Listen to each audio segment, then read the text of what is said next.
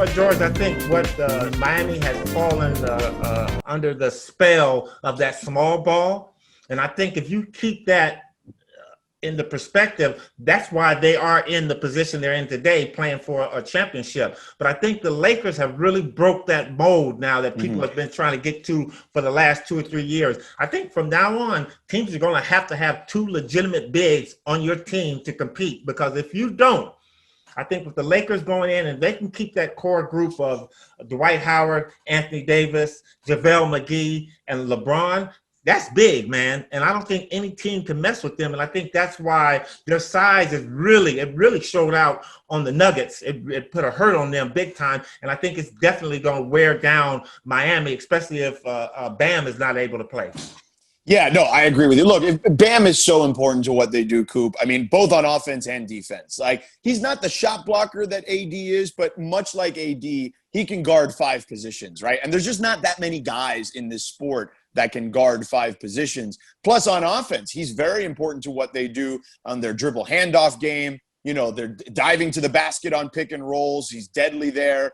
And honestly, he's actually, you know, in this last few months, particularly in the bubble, all of a sudden he's knocking down that mid-range shot, right? Like, so he's unbelievably important to what they do. So if he's not 100%, or God forbid he can't go, then they're in real big trouble. But I will say this.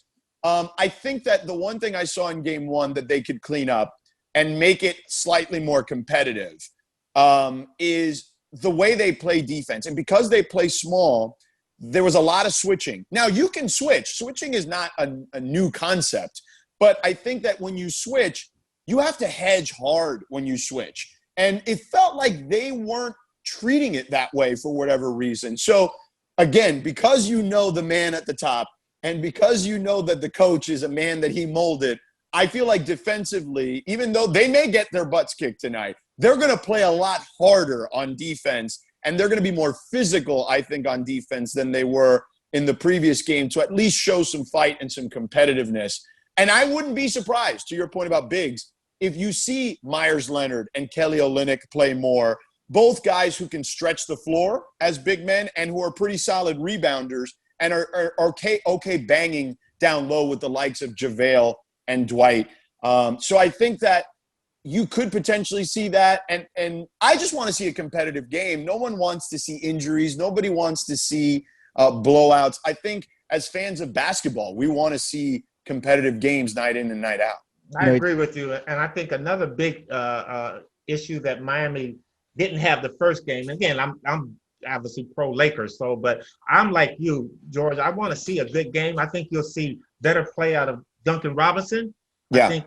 I think Hero is going to be playing a lot better, and I expect those two. Yeah. But I think with bringing those big guys in, it not necessarily has to be an offensive thing. It has to definitely be a defense, because you can't win championship. Because Pat Riley always used to say, no rebounds, no rings. And when you get out rebounded by 20, 54, 34, it's going to be hard for you to stay in some games. For sure.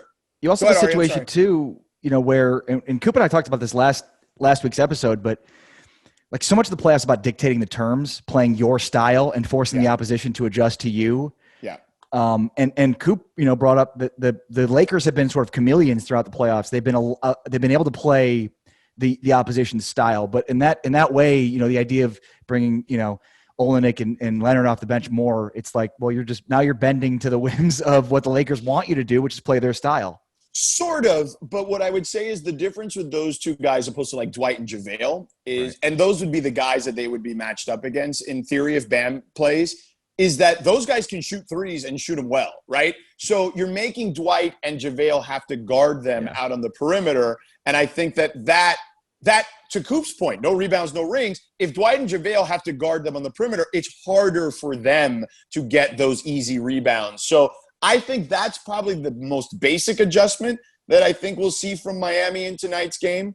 And I think that they won't switch as easily. I could see them fighting through the screens more. That way LeBron's not hunting Tyler Hero and Duncan Robinson down, who look, and Coop, you've played in a lot of these finals series.